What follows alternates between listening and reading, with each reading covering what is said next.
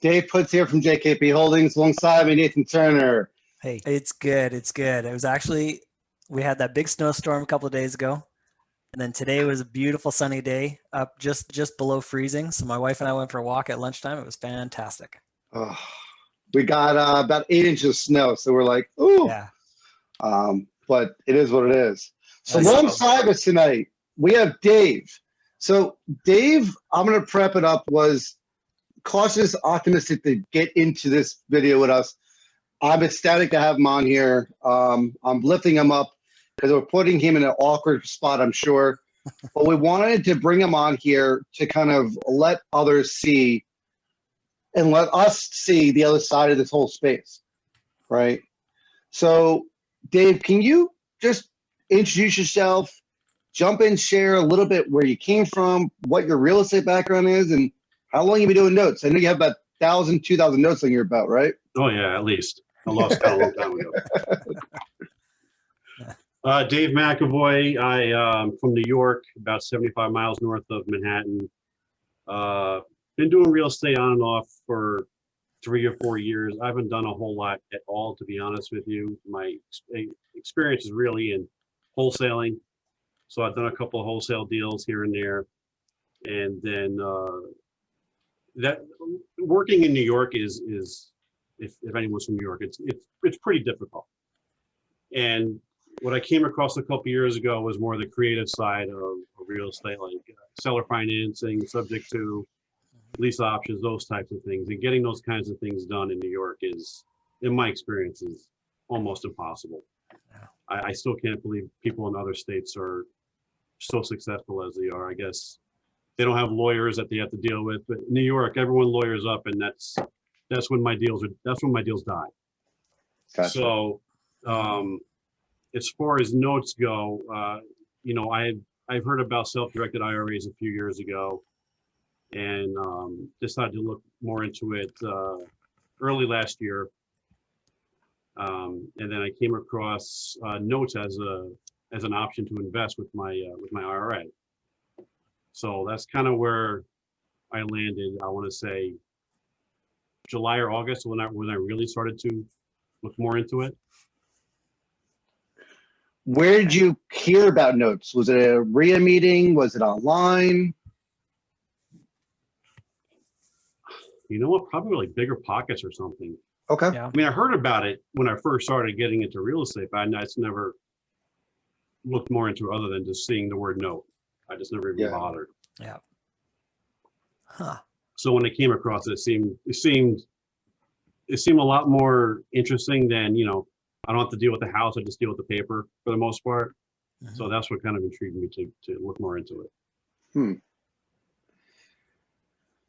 All right. Wow. It's always interesting to hear because everyone's story, how they got into notes, is unique. How long you've been exploring notes as an option for investment? Has it been a while? No, probably late summer, early fall of last year. Okay. So really awesome. 6 or 8 months or so. Okay. That's awesome. Did you take any kind of training courses, or are you just nothing learning from the fire hose of information out there? Pretty much podcasts, YouTube, couple of books. Yeah. Facebook. Yeah. Okay. Very interesting. So what about notes besides, we're always trying to convince people who do wholesaling, fix and flips, and landlord to move over to the note space because it's very similar to a point, but the mindset's still the same. You're just doing the other side of the real estate part. Was it difficult to change your way your mindset was from focusing on the brick and mortar and everything else to working on the note side, the legal side of it? Or are you still learning about that? I'm still learning. I think I got a pretty good amount of knowledge in my head anyway. But, in practice, obviously, I don't have anything yet. Yeah. But, it's a whole different way of, as far as I'm concerned, it's a whole different way of thinking. Okay. Yeah. And then, so are you looking for like the passive income? Is that what your goal is with notes? Initially, it was to build up my IRA. Right. I took a good chunk out. Well, I rolled over an old account from an old employer, and then I actually took advantage of the CARES Act last year. It took a bunch of my money out of my my TSP, which is a government retirement plan. Okay. They rolled it into the IRA. So Okay. I took, most of my money out of Wall Street. And now I'm looking to do some real estate with it. Right. Cool. Okay. So you get into Interesting. this space. There's a lot of people that we feel are helpful. From the new beginner point of view, do you find that people compared to brick and mortar are more helpful? I would say so. Yeah. I mean, in the virtual world, yeah. I mean, if you're trying to talk to somebody locally, like I would, nobody knows about notes around here. I've talked to a few different people who are like, what are you talking about? Yeah. Same thing with creative financing. I bring up sub 2 or seller finance, and they're all like, "What are you talking about?" Wow. Yeah. We're gonna So move there, Nathan. It sounds good out there. Yeah. No they're kidding. either flippers or they're landlords, and I have zero interest in being any of those. And yeah, that's where a lot of us come from and frankly, it's burnout where Oh, yeah. we're a landlord or a flipper and you're like, it's way too much work. This Their is jobs. a lot harder. Yeah. Very interesting. Now, not to say there's no work involved with notes, but it's different. So Yeah, how I'm do you not typically, running to and from a site to check on the contract and make sure they're doing their job. Right. You know, Right. yeah. Huh. What do you find the biggest difficulty is explaining to people what notes is? I guess the biggest thing is getting people to understand that I could be the bank or they can be the bank, Yeah. where Okay. they're collecting the payment instead of making the payment. Hmm. And I still am kind of boggled myself to actually think that's actually going to work. I'm so used to, making payments to Wells Fargo or whoever for Yeah. years sure. and years and years. Now I have a chance to, have someone that owns a house make the payment to me. I can totally relate. I remember that took me a little while just to get my head around and be like, wait, and to every once in a while I'd kind of sense that my brain switched back to real estate and I kept thinking about it as a property. No. I'm the bank. Just trying to remind myself of that and and just it's a different kind of a mindset. It's not the same Sure. as a property owner. Hmm. Oh, that's interesting. For me, it was that conversion over from being a landlord to dealing with tenants, getting the phone call, dealing with that toilet problem, the roof problem, a GFI going off, stupidest thing in the world. And that was before Burr came out and everything else, but it was just a headache and a headache and a headache and competitiveness and dealing with all that stuff and then dealing with the bank or dealing with a hard money lender here or there. Yeah, it was, but I can relate when it came to, it was like, I wanted to share with a lot of people. Yeah. So at your local RIA, are they talking about anything about notes at all? Or I don't know if you've been to RIA with COVID going on, but. I haven't been to an in-person RIA meeting in a couple of years because, like I said, Okay. they're all wholesalers, flippers, or landlords, and I didn't have any interest in that at the time. Interesting. There was maybe when I really started looking into it again, like August and September, they had someone from Note School do a presentation on it. Sure. Yeah. Repass, private buy repass or. Bob or somebody. No, No. Brian something. Yeah, Brian. Oh yeah, Brian. Yeah. Okay. I forget his last name. Yeah. Yeah. It's good to see those people get out to the local areas because it draws people in, right? Notes is everywhere, and you can do notes from anywhere. Yeah. Which is crazy talk. So let's dive into this stuff a little bit, right? How many notes would you say you've explored to bid on? Like you put an offer in on that you were thinking about buying. I haven't actually bid on any yet. Okay. I've exchanged emails with some people and done some negotiations, but that's when I kind of I hit the brakes. Okay. And what's standing in the way? What is it that you're trying to kind of overcome? I don't know. I mean, I see the numbers and the yield and all that looks good, but Sure. what am I missing? So Okay. let me ask. Something. Let me What's ask the the catch question. kind of thing?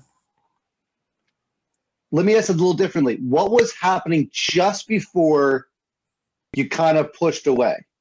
What was the last thing that happened, email exchange that happened, and the next email didn't happen? What would you say? Where was that point? You have all the numbers set. Was it like, okay, I'm about to place the bid, and you just don't? Pretty much. Okay. Yeah. Okay. And then you told us just before we started that you actually had bid on one of mine on PaperStack, I guess. Well, I didn't bid. We didn't get that far. Didn't get that far. We were, Okay. negotiating. Yeah. Okay. Okay. So a little different That's a thing good too. case study. With notes compared to real estate, right? We make indicative offers, and one of my funding partners said to me when he got into the space with me, "What do you mean you make an offer with all his indicatives? Like real estate, you don't do that. That's not like you have your contingencies, but not that much. I have a ton of indicative offer questions I have, and I have 13 on my website, but like that's crazy talk for real estate investors. Yeah. So with that said, those questions are kind of just to help with due diligence. When you're a bid on the asset with Nathan, you had your numbers. I'm presuming you didn't look at collateral yet, right? No.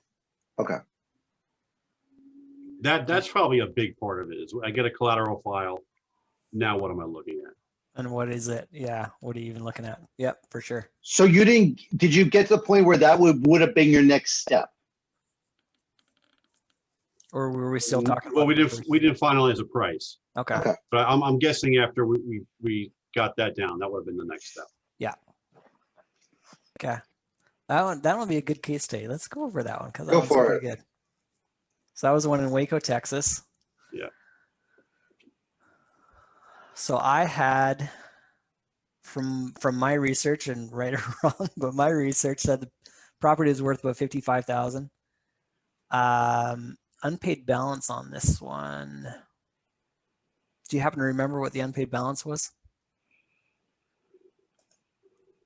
I want to say around 39.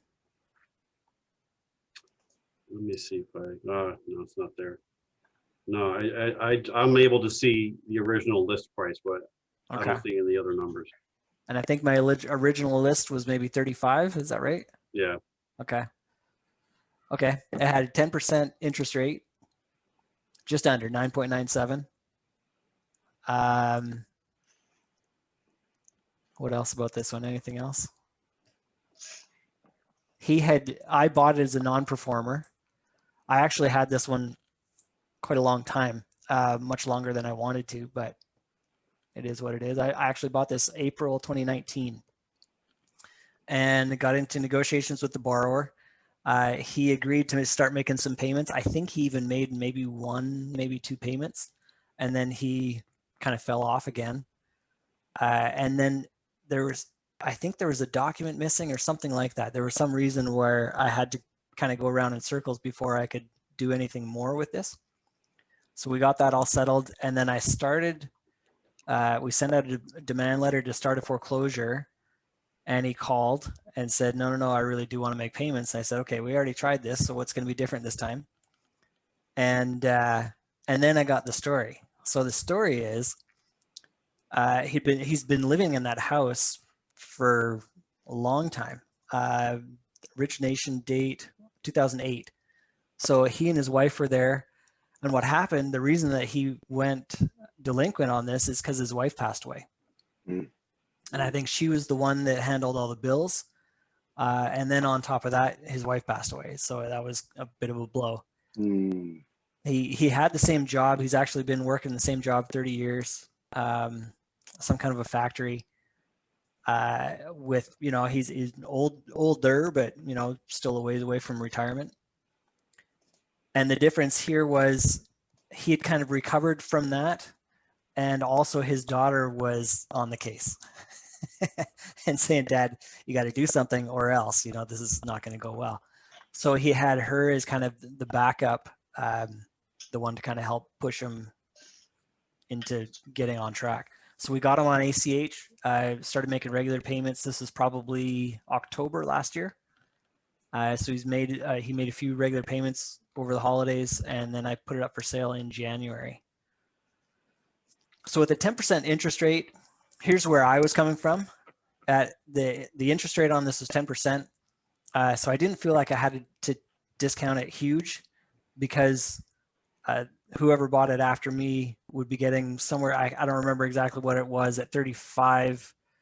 I'd have to run the numbers again, but it was somewhere around 13-14% yield. And I thought that was pretty good. Yeah. Something somebody could deal with. So that's where this one came from. And then we're talking about it. I remembered your name when Dave told me that you'd be on, and I couldn't remember where from, but anyway. So that's where this guy was. And that's kind of the background story. And for me, I find actually that background story helps a lot. And to me, that gives me more confidence that he's going to be on track and he's going to be, you know, performing from here on out, because there was a reason. The reason is resolved, and we're back on track. Everything's back to normal, and we're okay to move forward. Do you remember the details of how you got him performing again? I was just a conversation, and I was fairly frank with him and just said, you know, we've already done this.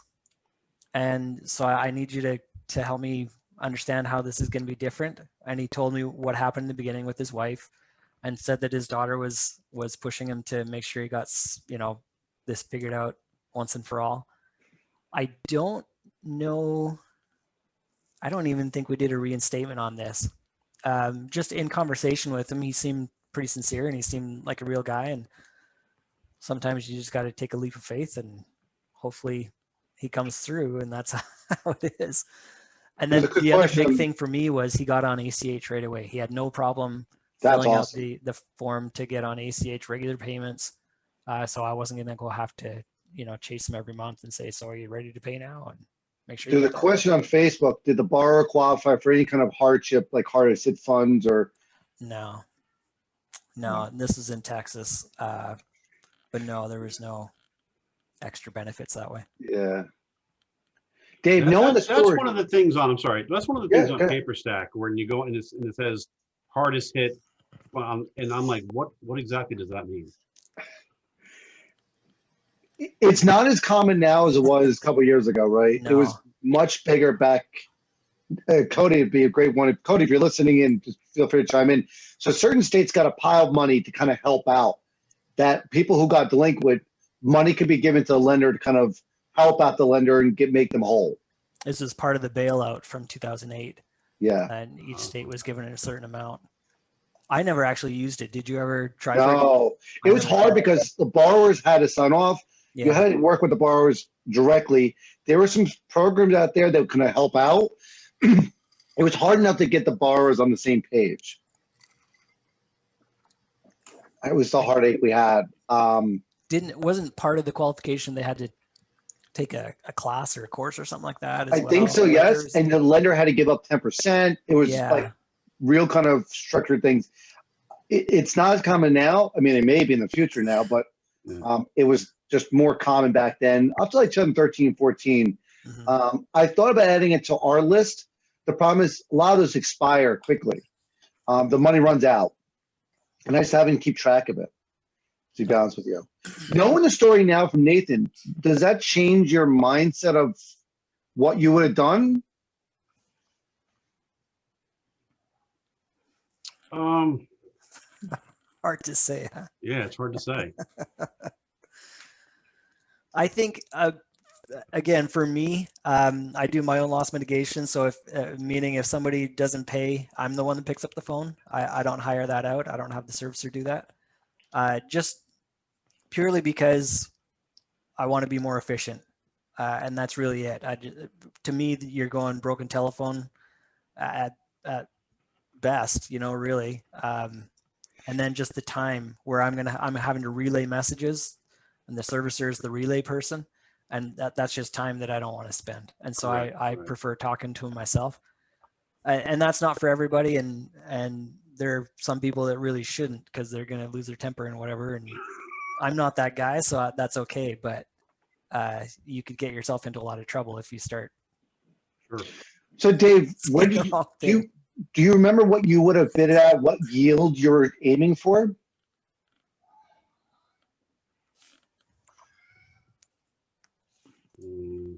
No. How much experience do you have with the financial calculator? Have you worked in with that at all, or is that still new? That stuff is pretty basic. I'm okay with that. Like figuring out ROI and cash on cash return. I don't know how to do that yet. Okay. But yield is okay. Okay. I don't remember what I was looking to get. But if it was 10%, I'm sure I was being greedy.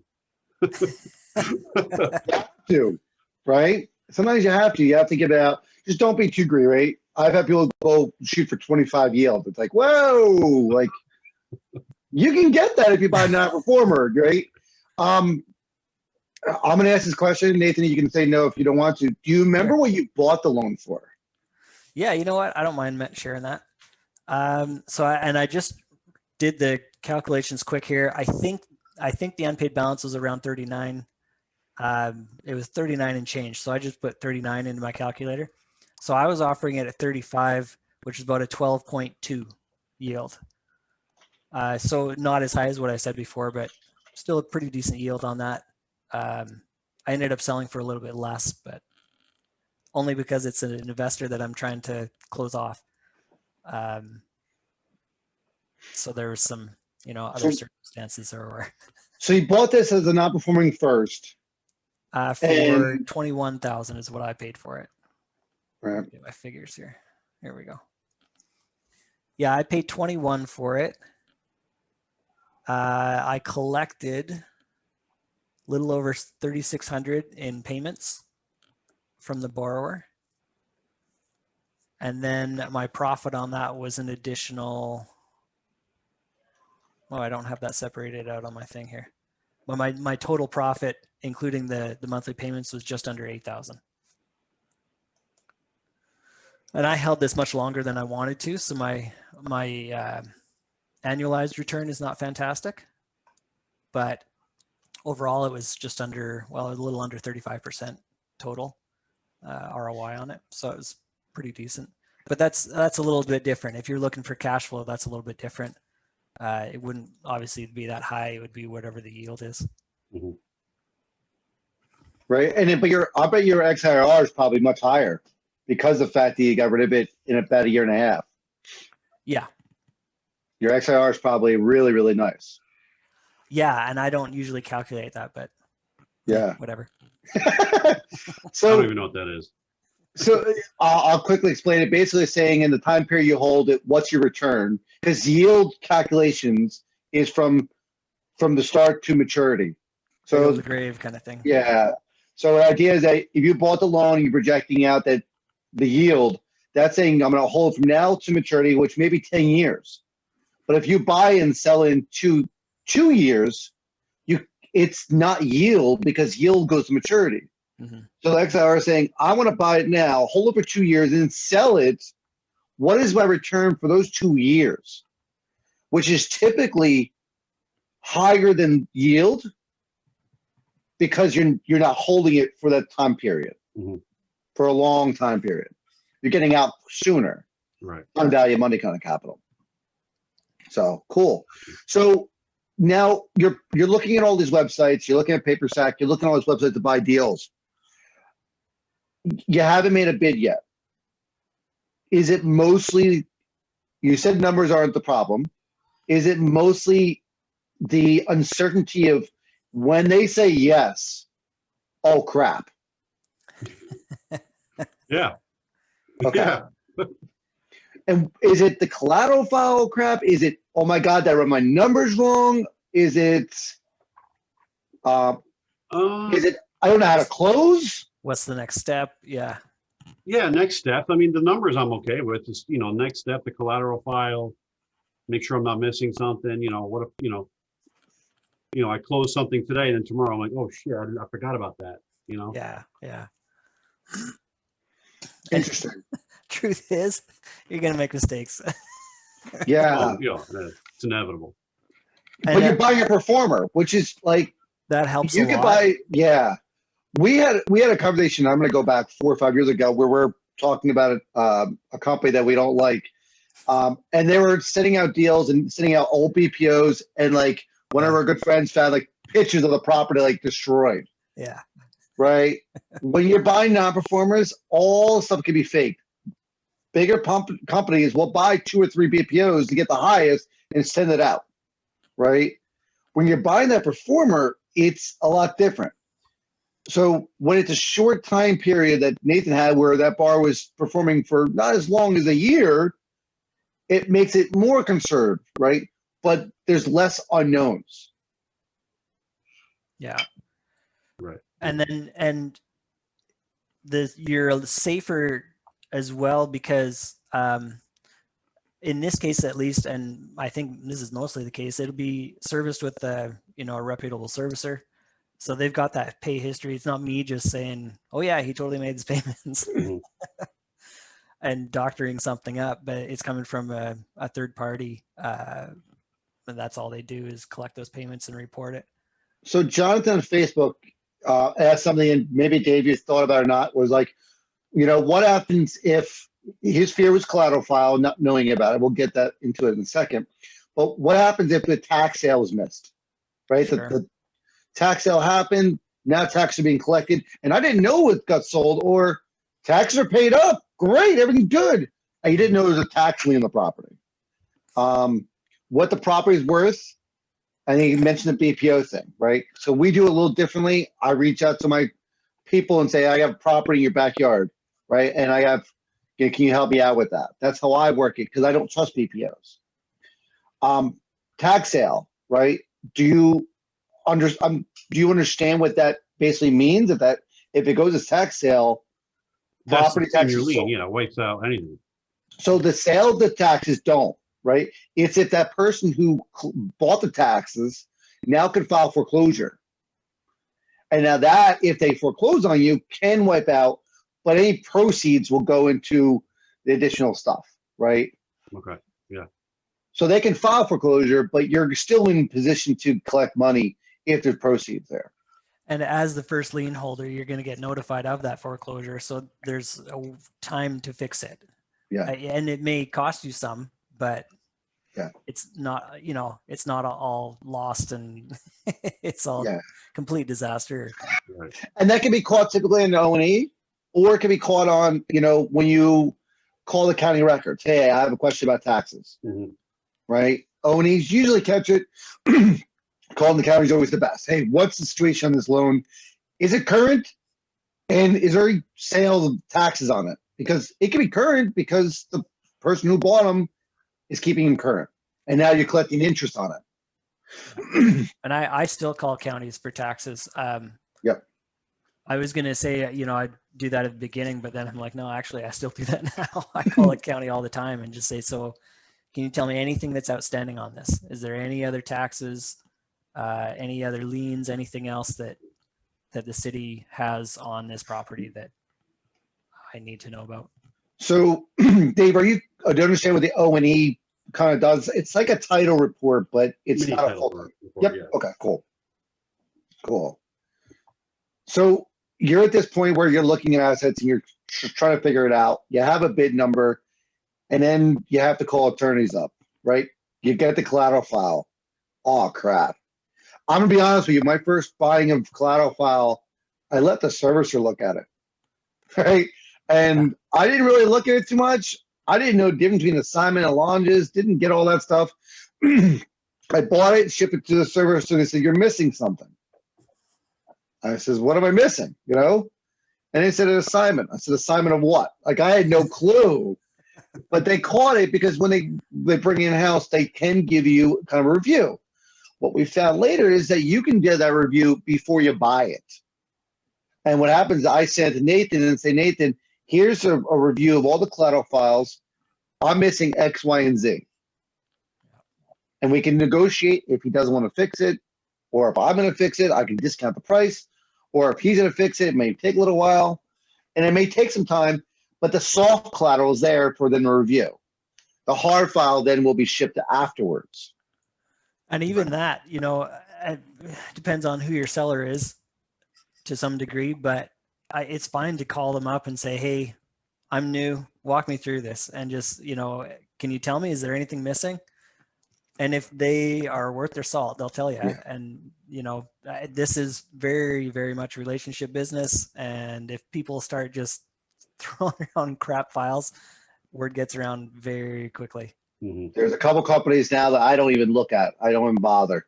That they are in so many lawsuits with collateral files not coming to them. Luckily, they're in the second space, but I don't bother. Right. Wow. And So collateral, that is more common in the second space. You'll get some really messed up collateral. But so most of the time, the collateral file, you have to figure. For us, I trust my attorneys. The attorneys know if that file collateral. Most of the time, they review it and they can say X, Y, Z is missing because they're going to be the ones foreclosing on it. Yeah. Right. Yeah. So do you have your attorneys ahead of time? Like are you Yeah. only looking in specific areas? Like if you get something in a state you never bought before, are you going to bother or are you going to find a lawyer there first? You know what I mean? I don't necessarily have them set up. I'll cold call, Yeah. or I'll call somebody else in notes. I'll call Dave and say, hey, and he'll say, go look at the spreadsheet. Yeah. The resources. And in our bid calculator, it actually has, if you haven't seen it, on the bottom part, it actually tells you what attorneys are licensed in that state. Wow. Right? And you can say, okay, like Nathan does. Hey, I've never bought in this state. I'm going to cold call. Hey, I'm looking at buying a file in your state. Could you do me what would you guys charge fee-wise to review a collateral file? $100, $150, whatever it is, but you get it back and say, this is missing, this is missing, this is missing, right? There are attorneys out there that will do a nationwide kind of review. They'll review a whole collateral file and say, hey, listen, you're missing here. And you can get a normal attorney, typically, who can review collateral on a large scale because it's normally the same. Certain states like PA won't allow, a lost note affidavit and those kind of intricacies. But you can go on the Facebook groups and stuff like that and say, hey, I'm looking for an attorney in this state to do a collateral review. Yeah. Here's 5. And call them up. Hey. Put it out on Facebook and you'll get 5 to 10 people say, oh, I use this guy, I use that guy. So you guys only trust attorneys to do it? You don't, I know I've heard of like services that actually would do this. Richmond Monroe is the one that's most common for newer. Richmond Monroe. Okay. They're a collateral management company. There's a couple of them out there, right? You Wilson's can. a good one. Yeah, Casey Wilson's awesome. He's been on forever. And they're just as good. Yeah, taking notes, right? Casey Wilson, right? I don't know if they're taking clients anymore, but I know they froze for a while. But those people can review collateral files for you. And that process, I've looked at collateral files. I'm not going to. I'd rather yell at somebody else. Right? To be honest with you. Like, you've reviewed the collateral file, you missed something, what the hell? I review it myself, actually. I go through it and just see. And it's possible I miss something, and if I miss something, then I beat myself up. I yell at myself, and then I call Casey Wilson. I'm missing this. Can you help me out? Yeah. So most of the time, you compare your collateral file to your assignment, your O&E, and you can see that the chain of ownership of the note. Right. And is the match? Is there any kind of skippage going on? Right? Is a note there? Is a mortgage there? Is there a title policy there? And then I'm going to compare it to my O&E.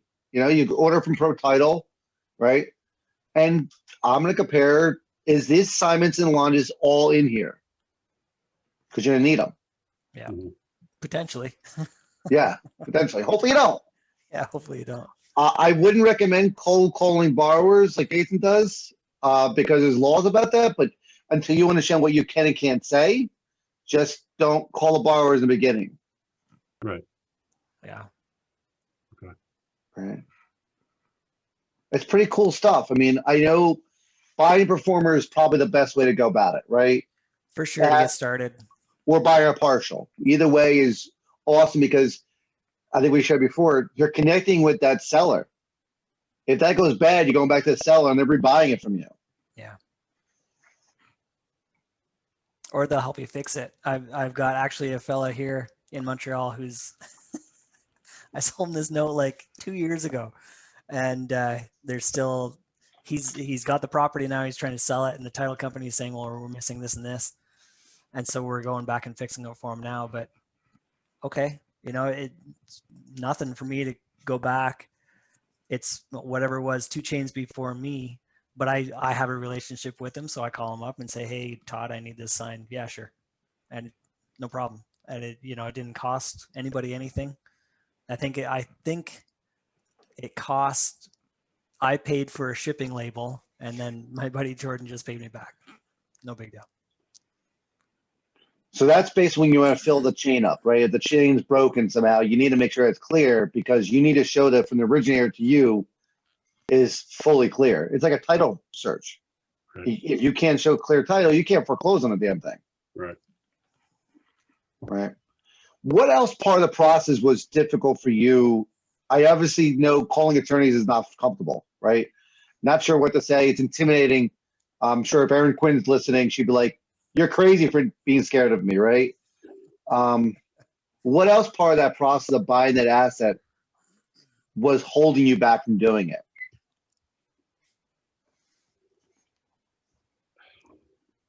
I don't know. I guess it's just fear of the unknown. Yeah. One thing on the attorneys, with the numbers, it's like I said, it's if something goes wrong. Yeah. I mean, obviously I could foreclose, but then the whole COVID thing. How is that working? Some states are different than others. Yeah. Mostly it's working, but yeah. What's that now? Mostly it's working. Is it for the foreclosure? Yeah. If it's, I don't know. Actually, I haven't had any that's COVID related, so that hasn't been an issue in and of itself. It's just been the moratorium getting to the next step. That's been the only thing that's been a problem. But the thing with attorneys, I was going to say is going to conferences and stuff and meeting a lot of these attorneys. I found out they're actually, for the most part, they're pretty cool. Yeah. They're not as like stuffy and unapproachable as I thought. Before I started, I was always had this image of an attorney in my head, and they're, I don't know, intimidating somehow. But now that I know a bunch of them, no, they're pretty cool and they're fine, and I'll call them up and I just all the time, just last week, called them up and say, "Hey, I've got this situation. What do I do?" And he gave me some advice, and great, thanks. No charge. Great. Appreciate it. It's funny too, because like I was intimidated by getting the 15-minute phone call bill. Yeah. That doesn't happen for the most part. I've had a few of those attorneys, and that's more of the difficult cases where things are crazy in the case. But for the most part, you reach out to them, call them, whatever, it becomes comfortable, right? Yeah. And they're willing to help you because they understand where you're coming from. They like dealing with us, which is crazy because we're like a small person and they're a big pop, but they can relate to us big, much more than Bank of America, which they can't get anything done. Dave, do you still have your 9 to 5? Like, are you still working full time? Yep. How about Dave McEvoy? Are you still working? Yeah. Okay. Dave, I can't imagine how you have a 9 to 5 in your automation. And the Excel spreadsheets that you put together. If I could spreadsheet myself taking the garbage out, I would be able to do it. Okay, that's my favorite slide. I love automation, and that it drove me to do it because of the my wife won't let me quit, and because of benefits and all that stuff with the state government. But I found myself going towards automation to solve the problem of it, and I found that nobody else was doing it. So I'm like, wow, this is crazy. And I put the spreadsheet together. Sometime at like 4 a.m. when I wake up and I'm like, oh, brain fart, and I've done it and it's like, wow. But I also like that stuff. So you have to find what you like. what I liked when I first got into notes is not what I like now, which is crazy. I used to love diving into spreadsheets for hours, looking at numbers, looking at properties, looking at numbers, looking at properties. We used to time like how many can I get in an hour done, and I'd go for 5 hours straight. I can't do that anymore. I couldn't, right? But we did. You get a tape. I mean, when we first got started, you had like 48 to 72 hours to get an asset bid price in there, or someone else is buying it. Yeah. It was like that, right? It's not like that anymore, but that was the problem. And my brain hurt. I was on Zillow and just killing myself, right? And figuring out the value and all that stuff. But fine, and that's why I started getting to, hey, can I script this? Oh, Zillow's an API. Now, 2013 or so. Right. And I got into doing that, and I pulled away from that because some of the stuff I was getting wasn't what I wanted. But I started finding out ways of automating it to lessen it and to reduce errors and do some of that. And I built the calculator by just playing with it and being wrong and making a mistake and going, oh crap, and adjusting it. If you buy something small enough and you make a mistake, you're okay, especially buying a performer. Even if you buy one at like a 7 yield that's crappy, it's like education, right? Education you pay for and get nothing in return. Here you're at least getting a 7% return on a performer loan. And you get a loan in your name, you can hold on to it, and maybe you sell for a small loss, but you now had education to go through the process to give yourself some comfort. Mm-hmm. On their first loans, yeah. Kind of take a hit every once in a while just as a learning experience, and that's your education. And some guys pay the $20, $30, $40, $50,000 mentoring thing, or you buy a note and it might cost you $5,000 and in your mistakes and doing it wrong. But I think it's more worthwhile to do it that way, and then you've got the experience behind you besides the money. But you're getting the phone call people, right? You're calling your servicer. All of a sudden now you have a connection. Yeah. You talk to the attorney. You talk to this person. You talk to that person. You have a story to tell. I bought this loan, guys. I'm getting return. Yeah. Yeah. Getting that one under your belt. Oh, crap. Where did my collateral file go? Oh, my servicer can hold it. Great. How much that costs a year? Whatever, $20, right? Typically, if it's a non-performer, I'll ship it to my attorney and go, hey, listen, we're going to start this anyway. I can't do it as fast as Gabe can do it, but Gabe, I think did 45 minutes one time, which is shocking. Yeah. Shout out to Gabe on that one. But I'll send it to the attorney on those. All the time, I'll bring it to my own house and put it into a lock safe, right? It's going through that process of learning what's available. Yeah. And then you know what questions to ask. That's my filing cabinet right there. Full of files.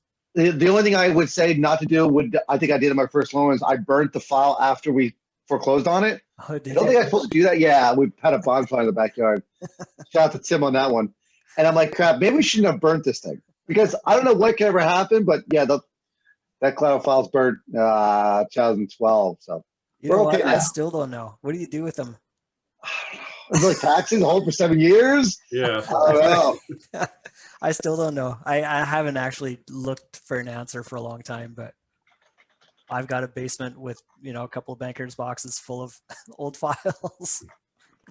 And the ones where I took the property back and sold the property. So then that file really isn't good for anything, but can I get rid of it? I'm not sure. So I keep them. So we've been on for a while now, Dave, and I'm not saying you're convinced to buy and you're ready to go for it. Is there anything else we didn't touch upon that kind of held you back from making a headway to making an offer, your first offer? No, I feel like I'm more confident in doing it than I was an hour ago. That's for sure. Good. Well, that's good. That's a Actually, key. Let me ask you this. You mentioned this earlier. You don't buy CFDs. Is there a specific reason why? Nathan loves them. I'm not a fan of them. So no, on the opposite side? Yeah. I don't. Yeah, Nathan's on the opposite. He'll buy them. On the opposite side of real estate, everyone says if you can get solar financing all day long. That's what, and they only do seller financing or subject to or things like that. So seller financing is not all CFD. Wait, not all seller financing is CFDs. Oh, I understand that. Okay. Yeah. Because you can have a note, right? And you can have a note mortgage seller finance. CFDs for me are, maybe my image is bad, and the ones I actually bought one with Nathan a couple years ago, just trust it out, is really crappy properties, missing a bunch of stuff, sell to a buyer who gets pissed off at the lender and doesn't completely finish what they got to do. That's my knowledge and what I've heard and the concerns I have. But how'd you do on that CFD, Dave? Very well. Yes. You right? did. Right? I was in an IRA. And I'm like, I got testing out. I'm going to call Nathan up and we did a deal. But that's the mindset we have. The CFDs are usually lower asset values. Typically, right? yes. Yeah. And they're usually, depending on who writes the paper, that property may need work or may not. Yeah. They are a little bit riskier for sure. It's a bit of a different animal, just in terms of how it's dealt with upon default. So it's not necessarily the same as a mortgage, but it could be, and that's part of the fun of it for me is figuring out where it works and why it works and why it doesn't work in some places, all that kind of thing. So I kind of like that. I like the challenge of it. I like the fun of it. But it's not for everybody. And this is my full time. So I don't have, a 9-to-5er that I have to work around. This is what I do. So if I have one that's a challenge, okay, and bring it on and we'll see if we can figure it out. But I like them. Probably the main reason, and again, I'm a little bit of a different type of investor where I'm running a note business. So I'm always looking at the back end where I'm going to resell it. So for me, if I take back a property, it's not such a big deal. Probably if I go back actually over history of the last, 5-6 years, I would bet, just thinking back on, we review annually and we just did this, almost half the time, I think I take back property, which I don't actually want to, and it's not my primary goal, but it happens pretty often, half the time roughly. So because of that, that's partially why I like the contracts for deed, is because it's faster and easier, cheaper to take back a property. If I'm going to be taking it back anyway, then make it as painless as possible. And that CFDs, depending on the state and depending on the situation, some CFDs can do it, and some states actually, depending on how long the borrower's been there, they have to go through the entire process of foreclosure. So Erin Quinn says, if you have a problem, call her. She's made a comment in the post that your stress will be over, by the way. So she'll release it. Attorney, she does Florida and Georgia. Yep. Anything else? Just I think she still does Tennessee, or she was doing it. Her partner left. I'm sure she'll comment, but she was handling Tennessee as well. Okay. Erin's So great. yes, She does good work. Awesome. Yeah. And she likes chocolates. If you can get me her contact, there's nothing in my chat window here. Oh, okay. It should be. It's on the Facebook. I'm sorry, my man. Oh, okay. Okay. Yeah. But yeah, she'll post it in the chat, in the Facebook Live chat box. I have it going on my other side here. So, Tennessee's on a hold, she says. Okay. So again, Erin Quinn's an awesome person to hang out with. She really knows her stuff, and she can break things down to you. She loves working with new investors, right? She loves being able to figure things out for you. She likes hard problems too, but she'll make it kind of an ease for you, right? Oh, she does owe me a phone call. I just remembered. Oh, Erin. So I think, Dave, with CFDs is it's a good price start to get into, right? Yeah. It's just you have to know the house. Is it Nathan? How many do you think are houses that you've bought where they're just not in good shape? Oh, 75% of them. Yeah. They're typically not. They're, like you say, they're lower asset value. They're typically not in great shape. And if that matters, it can be in not great shape, but still worth X amount. And if you buy properly, then who cares? Right. Then it doesn't right. matter, and if it's in better shape, then all the better. Great. Mhm. But as long as you price it right in the beginning, then that's fine. Irene says she's avoiding you, by the way. Aha, I knew it. So, CFDs can work for you, Dave, because you're very comfortable with real estate and being able to work with it, right? Certain states don't allow CFDs. Jersey, we can't do them, right? We can't do wraps, can't do any of that stuff. They're more common down in Doesn't like 'em. Texas. Yeah. Yeah. Actually, Georgia- Texas doesn't really like them. They treat them the same as a mortgage, but that's okay because the mortgage is fast in Texas. Yeah. Remember, Texas is like foreclosure by lethal injection. You can do it in like 49 days. I forget how it is. But A that's lot of what the it Rust is. Belt states. Yeah. So it'll be like Michigan and Indiana, Ohio. Those are That's because it's not really legal. big ones. There's no foreclosure. There's no legal process. There's no court involvement. Let me rephrase that. Right. That's non-judicial states. Right. Actually, Iowa is a good state for CFDs. Yes.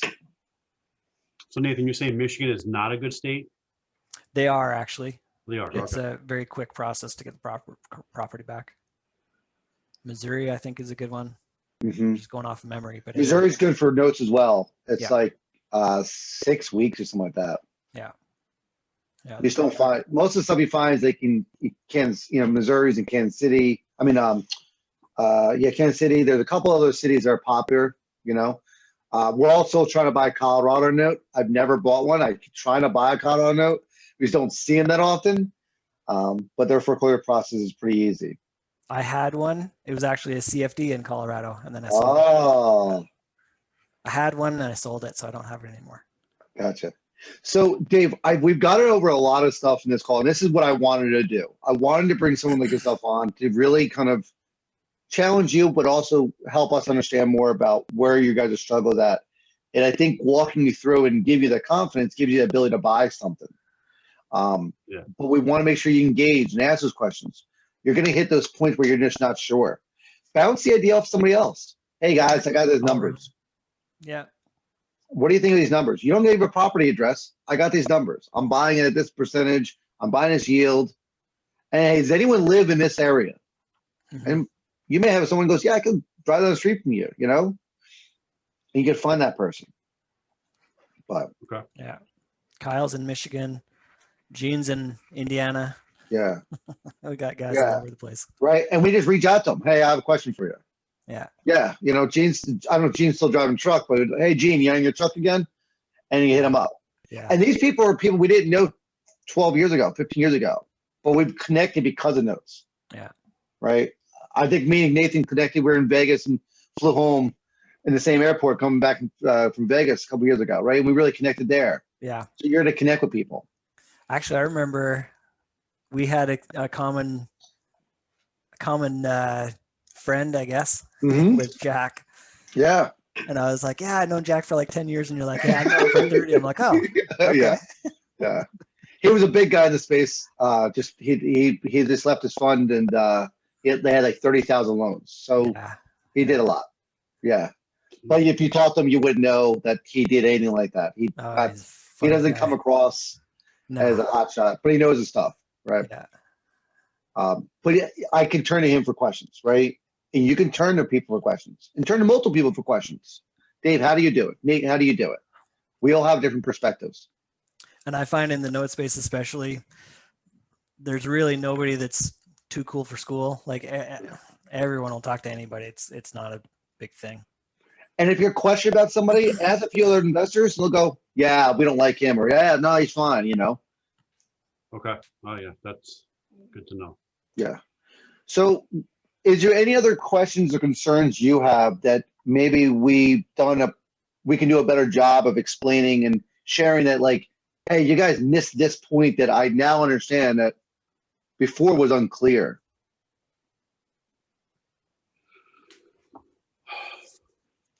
I don't think so. I think Good. like I said, I had a decent knowledge on paper, and you guys kind of solidified what I was thinking. Okay.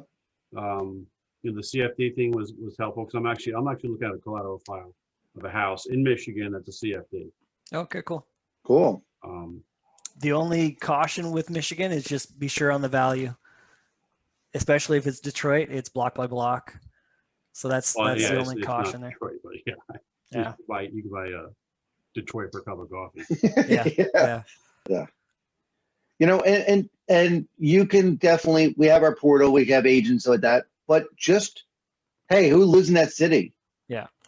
You'd be surprised. We have our Facebook group, which is like a bunch of investors who filled it out. I should update that to include counties or whatever, but you know, hey, you live there. I just need questions. And you're going to get better information than from a BPO. Yeah. BPOs are just not worth it to me. Right. And then next, you're calling, whoever you want to call Michigan. We have a list of attorneys, right? And say, hey, listen, you can reach out and say, I have a question about this. Some attorneys are doing collateral file reviews, some aren't. But even actually just on the BPOs, I actually still do BPOs, but I get a BPO and then I call the agent and say, hey, can you give me the down low and tell me what's going on here? The Now same you've seen agent the that did the property. BPO?